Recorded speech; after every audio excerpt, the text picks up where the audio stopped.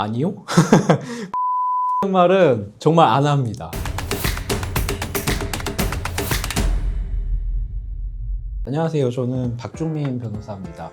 저는 2013년도부터 변호사 생활을 시작을 했고요. 지금 이제 13년 차로 변호사를 하고 있네요. 특히 저희 법무법인 내에서 교육 관련된 일들을 주로 하고 있어요. 과거에 교육청에서 근무했던 경력을 살려서 소년 사건, 학교 폭력 사건, 선생님들과 관련된 사건들, 이런 일들을 주로 하고 있습니다. 그러면 변호사의 장점과 단점이 본인이 생각하시는 게 있다면 어떤 게 있을까요? 변호사 장점은 어떤 일이든 할 수 있다. 다양한 직역을 경험할 수 있다는 생각을 해요. 변호사 하면은 재판을 하고 법정에서 이런 모습들을 많이 생각하시겠지만, 재판에 서지 않는다고 할지라도 법률적인 자문을 제공하거나 이런 부분들을 하는 변호사들도 굉장히 많이 있거든요. 다양한 바운더리의 업무들을 처리할 수 있다는 게 굉장한 장점이라고 생각을 해요. 단점을 말씀드리면, 좋은 일이 아닐 때 변호사를 보통 만나잖아요. 그러다 보니까 갈등 상황, 이런 것들에 대한 얘기들을 많이 들을 수밖에 없고, 그 갈등 상황을 해결하는 방법을 찾다 보니까 정신적으로 굉장히 어려운 일들이 많아요. 번아웃이 올 때도 있고, 이런 부분들을 어떻게 관리를 하느냐라는 거는 저도 이제 숙제로 남아있는데, 이런 부분들 때문에 단점인 부분이 있다 라고 생각을 해요. 제가 조금만 뭔가 잘못하면 의뢰인분들에게는 굉장히 치명적인 문제가 될 수도 있기 때문에 항상 긴장 상태를 유지해야 된다는 거, 그게 굉장히 어려운 점 중에 하나라고 할 수가 있겠습니다. 보통 사람들이 생각하면 말싸움을 잘할 거라고 생각하는데 아, 네. 실제로 그런가요? 말싸움을 잘한다라기보다는 이제 아무래도 저도 원래는 MBTI로 치면 I거든요. 다양하게 이제 사람들을 만나고 얘기를 할 수밖에 없는 직업이다 보니까 말을 많이 하고 말하는 데 익숙해지기는 하지만 그걸로 싸우고 이기고 이러는 것까지 생각하지는 않는 것 같아요. 변호사님들이 만약에 싸우게 된다면 네. 고소할 거라는 말이 바로 나올까요? 아니요? 고소한다는 말은 정말 안 합니다.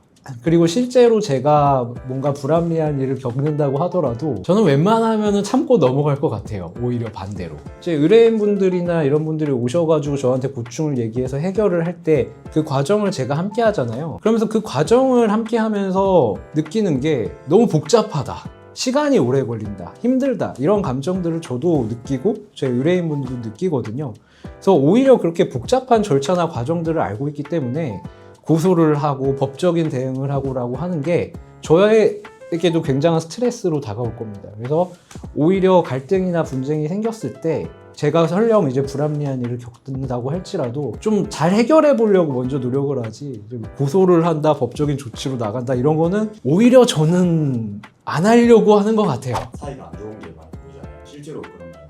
아니요? 이거는 아니라고 생각을 하고, 결국 법적인 다툼이라는 것도 그 사건에 대해서 다툼인 거지 사적인 영역까지 연결되지는 않거든요. 제가 전연차 변호사일 때 제 의뢰인이 이제 폭행을 당했어요. 폭행을 당해서 그 치료비나 이런 것들을 배상해달라는 소송을 제기를 했는데, 상대방도 거기에 대해서 소송을 제기를 해온 거예요. 자기도 다치고 자기도 맞았다고.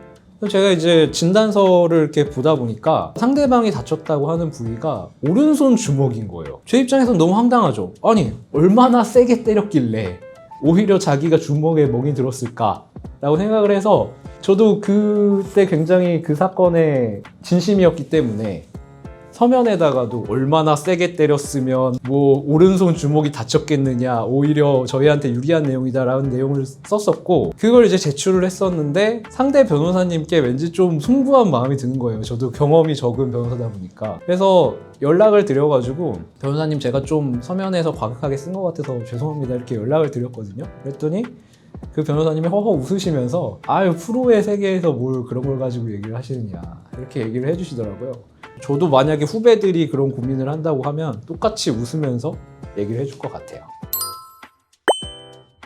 한 방에 역전되는 네. 그런 드라마를 볼 때도 있잖아요. 실제로 그런 경우가 있나요? 사실 많지는 않아요. 상대도 그렇고 저희도 그렇고 사건에 대해서는 어느 정도 상담을 통해서 사건의 내용을 이미 파악을 하고 있고, 어떤 게 주요한 증거다라는 거를 어느 정도 예상을 하고 있거든요. 그리고 거기에 대해서는 충분한 의견을 재판에서 개진을 하고 이런 과정들을 거칩니다. 그렇기 때문에 굉장히 특별한 경우가 아니라고 한다면 증거 한 방에 뭐 사건이 뒤집어지고 이런 경우는 드물다고 생각을 해요. 특히 드라마 같은 데 보면은 갑자기 증인이 등장해가지고 진술을 해가지고 사건이 결과가 바뀌거나 이렇게 되는 경우 있잖아요. 그거는 증인이 그렇게 등장할 수가 애초에 없고요. 먼저 신청을 해야 되고 판사님이 오케이를 해주셔야 되고, 그래서 이제 증인에게 어떤 거를 물어볼까 이런 거에 대해서도 어느 정도 공유가 이루어진 다음에 진행이 되기 때문에 이렇게 한 방에 뒤집어지고 이러는 경우는 드물어요. 다만 이럴 수는 있죠. 의뢰인분들이 변호사한테 거짓말을 했을 때 사건이 진행이 되다가 상대방이 제출한 증거를 보면 뭐야? 굉장히 놀랄 수가 있거든요. 내가 알던 거랑 굉장히 사건 내용이 다르고 우리 의뢰인분이 저한테 사실과 다른 얘기를 했구나 깨달았을 때, 그럴 때는 이제 의미가 있을 수가 있겠죠. 사실에 기반해서 변호사와 상담을 하는 게 중요하다. 나를 위해서 중요하다. 이렇게 말씀을 드릴 수 있을 것 같아요. 수임료가 높을수록 승률이 올라. 이거는 관계가 있을 수도 있고 없을 수도 있습니다. 변호사의 업무라는 게 의뢰인분의 일뿐만이 아니라 다른 사건들도 많이 분명히 가지고 있으실 거거든요. 그랬을 때 당연히 사람인 이상 수임료가 높은 사건에는 더 시간과 노력을 쏟을 수밖에 없고, 수임료가 적은 사건에는 더 시간과 노력을 못 쏟을 수가 있겠죠. 그런 이유 때문에 수임료가 결정되기도 하고요. 그렇기 때문에 수임료가 높은 사건에서 아무래도 사람인 이상 더 신경이 쓰이고 더 이기려고 노력을 하고 여러 가지 방법들을 고민을 하고 이런 과정들을 거치니까, 수임료가 높으면 변호사가 노력을 할 확률이 높고, 변호사가 노력을 할 확률이 높다고 한다면 승소할 확률도 높다, 이렇게 연결될 수는 있겠죠. 근데 그렇다고 해서 변호사가 수임료가 적은 사건을 대충 하느냐? 그렇지는 않고요. 애초에 수임료를 산정을 할 때 이게 얼마나 많은 시간이 들여질까라는 걸 변호사가 상정을 하고 그걸 예상을 하고 결정을 하기 때문에, 나는 변호사 금액을 조금 줬는데 변호사가 대충 하는 거 아니야? 그렇게 생각하실 필요는 없어요. 변호사도 사기를 당하나요? 당하죠. 사회생활을 하다가 부동산을 계약을 한다, 뭐 하다못해 중고 물품을 구매를 한다, 이랬을 때 사기를 당할 수 있는 일들이 많고요. 저희가 변호사지만 또 이제 믿음으로 하는 일들도 많이 있기 때문에 그랬을 때 사기를 당하는 일들도 많이 있죠. 실제로 오히려 내가 변호사니까 사기를 안 당할 거야 라고 생각하시는 분들이 사기를 당할 수도 있고, 그리고 뭐 보이스피싱이나 이런 것들 당하신 일들도 종종 듣기도 하고 이런 일들이 있어서 당연히 변호사도 사기를 당한다. 드라마처럼 변호사들은 법을 다 줄줄 외울 수 있나? 아니요. 전혀 그렇진 않아요. 그러니까 줄줄 외운다는 거는 사실상 거의 불가능하고, 내가 많이 쓰는 분야의 법률이 관련된 거라고 한다면 어느 정도 규정이 어디에 있다라는 거는 몇 조의 특별한 내용이 있다, 이런 것들은 알 수 있어요. 근데 요즘은 뭐 다들 AI도 쓰시고, 그리고 인터넷으로 충분히 법령 정보도 검색할 수도 있고, 그리고 재판이라는 것도 결국은 대부분 서면으로 많이 이루어지는 부분들이 크거든요.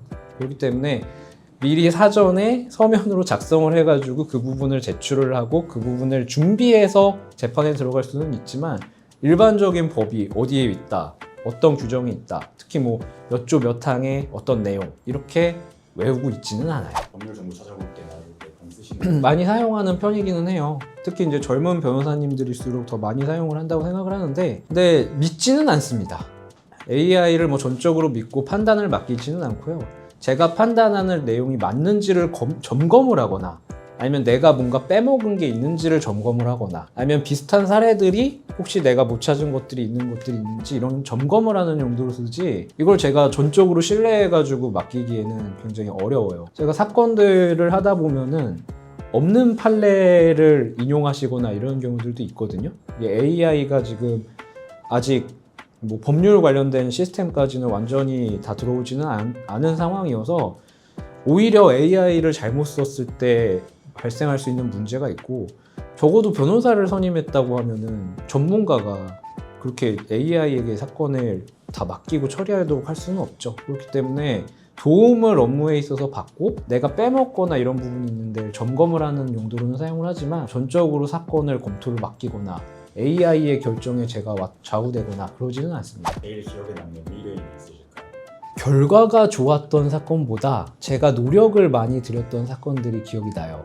제가 처음으로 했었던 사건인데, 저도 공익법무관으로 지역에서 근무를 하게 됐는데, 어떤 이제 할머니께서 오셔가지고 우리 집에 막 빨간 딱지가 붙었다, 이러면서 찾아오신 사건이 있었어요. 할머니가 이제 돈을 빌려 쓰신 게 아니라 이분 아드님이 할머니의 이제 명의를 가져다가 인감증명서 이런 것들을 가져다가 할머니를 이제 보증인으로 세우고, 어머니니까 보증인으로 세우고 이제 돈을 빌리셔서 쓰시고 이런 것들이 있었죠.